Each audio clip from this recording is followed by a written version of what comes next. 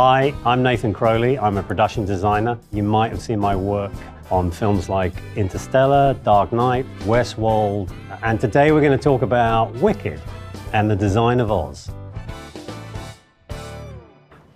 Let's talk about Munchkinland. The first thing for me is like, okay, who are they? How can that influence the design? If they're farmers, what do they farm? And I proposed that we grow 9 million tulips in eastern England. And when you see a person run through them across a diagonal and you've got a camera up here, it's all real, it's all in camera. When I came to this project, my methodology is to try and do as much practically as possible. And the reason I was attracted to this is because it's pure fantasy, and which has traditionally recently been done with CGI. It's very difficult to talk to the studio and a room of producers about going into the farming business. Naturally, they want to do them with CGI, but they really wanted to know if I could guarantee the flowers would succeed, which of course you can't do. But on Interstellar, I grew 500 acres of corn far north in Canada, where the weather wasn't necessarily correct for corn growing, but it grew, it worked, so I knew it could be done. And I knew if I found the right farmer, like we had on Interstellar, we could make this work. So we, along with the help of a farmer called Mark and our location manager, Adam, we planted 9 million tulips. When I talk about practical filmmaking, the kind of things you learn can benefit and influence you. The journey to here is they plant tulips at this size, and then after the first harvest, they get to that size, and they actually chop the heads off the tulips and let the energy go into the bulb, and the flower grows, and then they harvest the bulbs, not the flowers. So that's why you get tulip festivals, because the first round, you get all these tulip heads. So to me, learning this process with the farmers, with the locals, means that it's like, oh great, I can then use them in Munchkinland. The other things you learn when you do things practically is these bulbs don't bloom at the same time as these ones. So you have to time out when you shoot it perfectly. So, but it's an adventure. Here's where CGI and visual effects come in. It's like we've got to put a village into this space. How do we do that? And John actually was the one who came with the idea that you actually sink the village into this landscape. Maybe you just see a few little roofs poking up. That's the CGI element. And then as they run towards this village, it suddenly sinks into the ground. So as they run from this landscape here, they appear here. And we can continue on running through the tulips. Here's a yellow brick road, which they can join and run into the village. And that is the link. I've got a great mixture here of imagery, both real, CGI, and that's where we started. So this is the concept illustration for Shiz. I needed to put it near enough that when Elphaba stands on a cliff edge and sings The Wizard and I, we can look out over this vast, impassable desert. So we went down to the south of England. This is actually near Bournemouth. This is actually in Sussex. So we found all these cliff edges and material, and then really had to sort of decide how Shiz would sit. The arrival at Shiz, let's talk about that for a second. We can't use cars because Oz doesn't have cars. We can't use hot air balloons to arrive there because that belongs to the wizard. We can't use the train because that belongs to the wizard also. We can't use horse and cart because the animals are free. Really, we're left with waterways and boats. So that's fine. We know in the south of England, near these cliffs, there's a beautiful winding river called the Seven Sisters, and it's landlocked, so it means we could put boats on it and it doesn't have current and it doesn't flow. So this is great news for filming. But the problem it raised was I needed to put the set in a huge water tank with enough tank that I could take the boat through the arch and introduce Shiz to the audience. This is a plan of the back lot build. This area here, all of this, is a huge water tank. The weight of water pushing against those tank walls is immense. We actually built more water tank, and the water tank went through here to the other side of the arch here, and then we built a sort of reservoir over here. So when you're in a boat coming this way, you would sail in. So you put the camera boat behind them and you follow them in, push through that arch and introduce Shiz, which was key for me. And then this is all physical. Here's the problem. I've got Glinda arriving here, full of luggage. I had 5 other boats and they've all got sails. So I've got to sail into here, land at the dock seamlessly and get off. We went to Prague to a boat builder to build us the big boats. We originally thought we'd put them on cables and pull them because they were pretty stable. We then needed to change the angle, so we ended up putting men in green suits, which visual effects will take out, pushing those boats. And once again, here's the joy of it. With CGI, that's what we should be doing, in my opinion. Everything is real, and we take out the people in green suits. So we take things out rather than add them. So now we're into the problem of, we got plus 4 feet of water. We need to land here at the dockside. So you're at plus 5. Then I need to go up to the steps of the courtyard, which means I've got another 10 feet here. And then I need to build the courtyard here, which is 35 feet. So you start adding up this and you're into 50 plus feet, which is pretty high for a set. Why, you might ask, why did I build that as part of this? Is because I don't want to cut from here to here. In practical filmmaking terms, I want to come in with characters into the inner courtyard because this is the transition space to Dr. Dillerman's, to the dining room, and this over here is the library. So it's extremely important to try and put these together. So when we do scenes looking this way, this acts as the backing and it's practical and it's real. I don't need CGI because I've got real physical backings to a certain height. So that means I can do transition shots, which in cinema is essential. If you want to feel the size of the world or the size of the space, you need to spend a moment showing some journeys.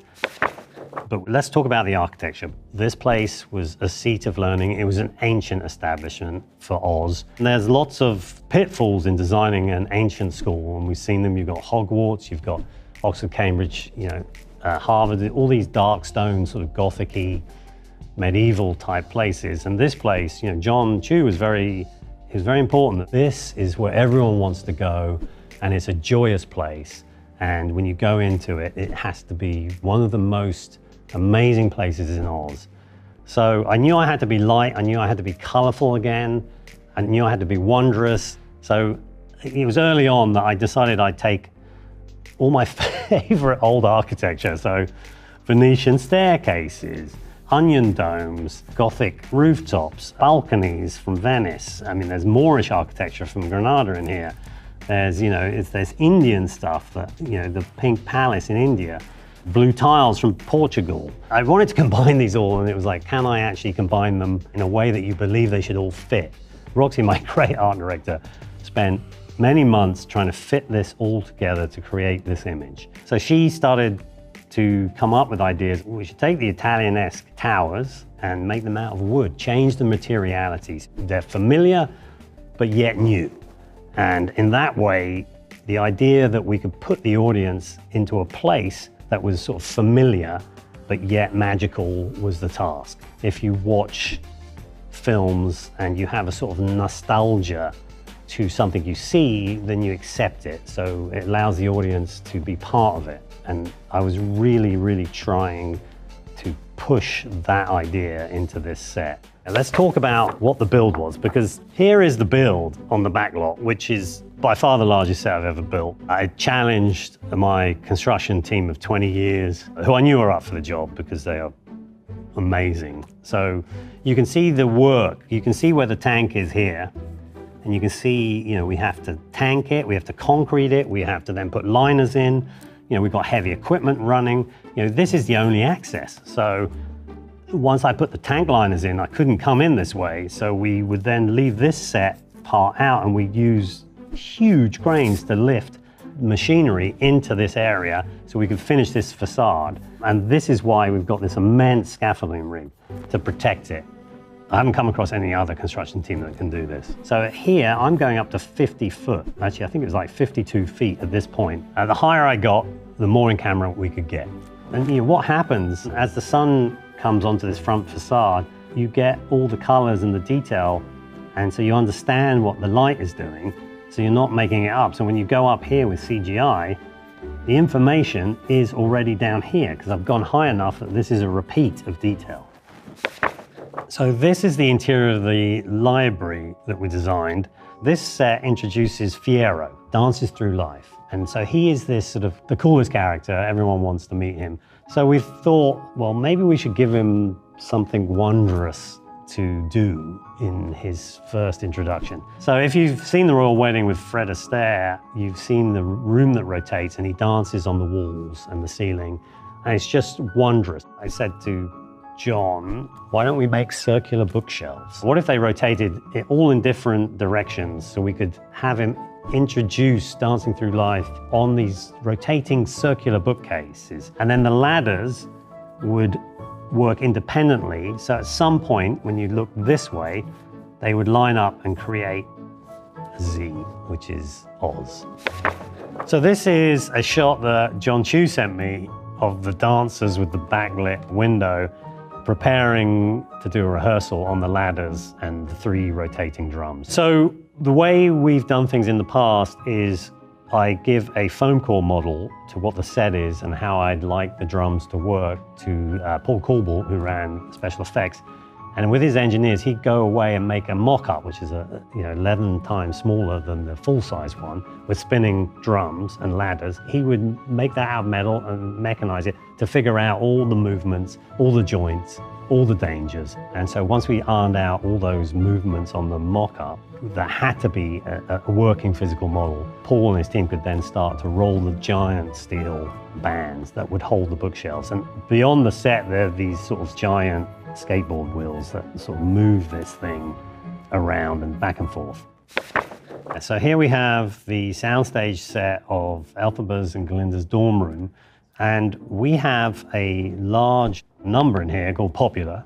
And it's very difficult to stage and make interesting a song number in one room. So the challenge of this set was to create enough movement in the architecture to keep interest. And I'd been scouting the Brighton Pavilion. Brighton Pavilion was built in the early 1800s before Queen Victoria took the throne, so by the Prince Regent, who was the son of George III. He built this sort of Taj Mahal-looking palace down on the south coast. That is now a museum, but it's a remarkable piece of architecture and it's still standing. And so I went down there because it was probably one of the few places in England that I felt was Aussian, because it wasn't just Indian, it was a mix of Chinese architecture, Indian architecture. That was a way into what Shiz was going to become. And I'd been into one of the giant onion domes and I'd noticed these windows, and it occurred to me these were very Shizian and Aussian. And so we built these windows all over the set, and you'll see all these sort of what looks like plaster moldings in the ceiling here. So we had a full ceiling, but everything would come apart for lighting and camera. So these actually hide all the seams. So it was a giant sort of orange slice of a ceiling. So you could pull out all of that bit, leave this wall in here. You could pull out these windows because the camera had to get into this space to film the number. So here we have the concept illustration of the Emerald City. The Wizard of Oz is an American fairy tale, and so I really needed to have a sort of slice of Americana in the film. And I was looking back at the White City in Chicago that was built for the Great Exhibition. And if we look back at the White City in Chicago, it was a time of, electricity. It was the time of the future. It was a palace they built. They built this incredible place, Burnham, Sullivan, and all the architects that were involved. Everyone wanted to go there. Millions of people wanted to go there. But it was, ironically, because they had to go so quickly with the White City, they had to build it all with plaster and wood and not in stone. There were only a couple of buildings that were in stone. So it was an illusion as well, which I think also relates to our character, the wizard. Everything is an illusion. Here's the backlot. You can see the inspiration from the 1893 Waltz exhibition. And what I love about this is Sullivan's great arch that he built was actually the transportation building. So I love the fact we built an Aussian train in the transportation arch. By the time we got to Emerald City, it was beginning to run out of money. So I had to reuse everything I had. And then you can see how we were doing it. We were going to sculpt and mold all these tiles that we could then use on every surface of the back lot. There's some here. The roof of this isn't just flat, it's got texture. And so when the light hits it, it moves, so it feels like it has depth. So it's very important to avoid flat walls in back lots. So this is the second part of the Emerald City backlot, which is Wizardmania, which is behind this arch, and the front gates or doorway of the Wizard's Palace. You can see the multi-use of Emerald City tiles going on here. So every surface I really wanted to cover, so there was interest everywhere. But these columns, you'll see them in the Great Hall. I really wanted to reuse every piece of architecture I had made for the interior sets on the palace. Here we have the Great Hall, and really this is a room of intimidation before you meet the wizard. I really wanted to play with scale here. So one of the first things I looked at is these sort of giant windows that sort of, again, have enormous depth and step in. And definitely I was influenced by people like Carlo Scarpa with this kind of his sort of love of circles in his concrete architecture. Here's one of my windows. This is a shot John Chu took on set, and it really just gives you the scale of my Aussian windows. And here's our wonderful camera crew. And so you can see the distances and depth. And here are the columns. Now, the reason I added the columns is because I really wanted to make the room feel enormous. So as you walk down here, the columns force you into a longer perspective, even though the room is wider. I need to talk about art direction. So here you have the building of this Great Hall, and this is also why I like to do things practically. There's art direction and art directors. You have to manipulate the set and change it so it becomes something better than the concept to the finished product. It's like a piece of sculpture. You must see it and change it and analyze it. So we initially painted everything green, and I remember being with my head painter saying, wow, this looks terrible.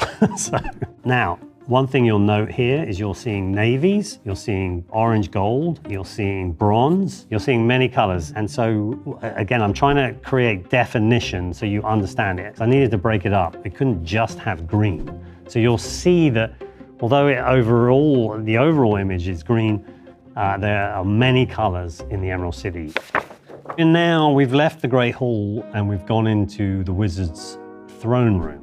The main feature is the Wizard's head, which is a theme in all the films and in Wicked. Firstly, I wanted to puppeteer a head mechanically, and I knew Paul Coolbort and his special effects team could do it because he'd done flying miniatures, Heinkel's for me on Dunkirk. So I knew he was a talented group of people.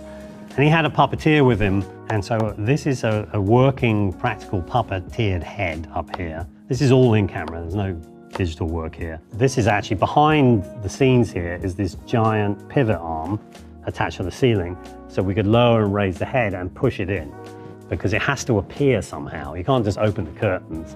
It has to be more dramatic than that. The great and terrible. It's 15 foot of head puppeteered, but then you're 8 feet off the ground here, and then the arm goes all the way up to 40 feet. So the mechanics of it were, complicated. And then really I'd been to the Deer Beacon to see a lot of string art, and it occurred to me that we should, instead of making a traditional theater curtain, we should do it out of these layers of string, which would then become velvet curtain pieces. And we'd do this huge depth, so about 20 feet worth of different colored greens, going from sort of green to yellows to blues. There are all kinds of people behind the scenes pulling on little wires to open up the curtain so the puppeteer, his face expressions wouldn't get stuck. And then the big movement of the head was done by the hydraulic guys at the back. It was like a stage show that we had to achieve every single take. Here we have the concept of the mat room. Once we get past the wizard's puppeteer head and he comes out and he greets Elphaba and Glinda, he then shows them his map room. And originally it was just a separate set. And I thought, well, it'd be lovely to do a map room sort of mural or something that was part of the throne room. And then it was like, well, we could also do an illusion here, because the wizard's an illusionist. So you walk up thinking it's a painting, and then it lights up and he actually steps over into it. So it's a 3-dimensional map of Oz. John was in love with that, and he just says, yeah, let's step into it. My sort of inspiration was when I was on Dunkirk, the film Dunkirk. We were filming in Dunkirk, and we'd have Sundays off. There wasn't a ton to do in Dunkirk, so I used to go to the art museum. It was about the history of Dunkirk and the shipping and the ports.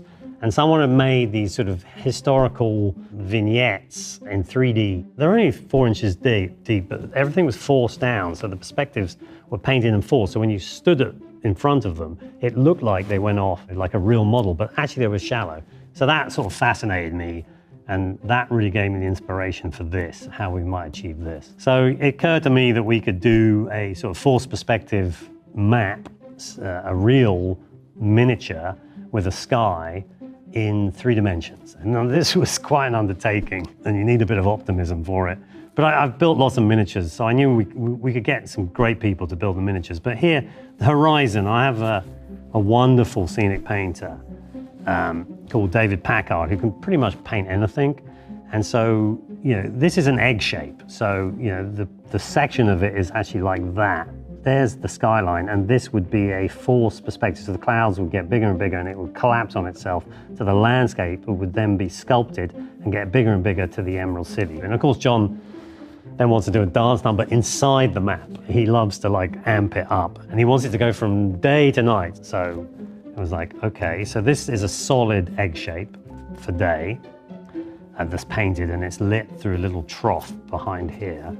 And then it lifts, and behind it is a scrim, a night scrim, which is a sort of a gauze that you paint on, which means you can backlight it. And when you backlight it, you can see the night sky.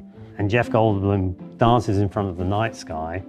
And then John wanted to get behind the backing and get him in silhouette and have a moon that floats across. So you end up again with a sort of a large stage show in a physical set. And you can start to see it here. There's our actors looking at it. So you can start to see, and you can see the shadowing because, where Jeff Goldblum has to enter and exit. And when you see it on film, I think it's quite magical.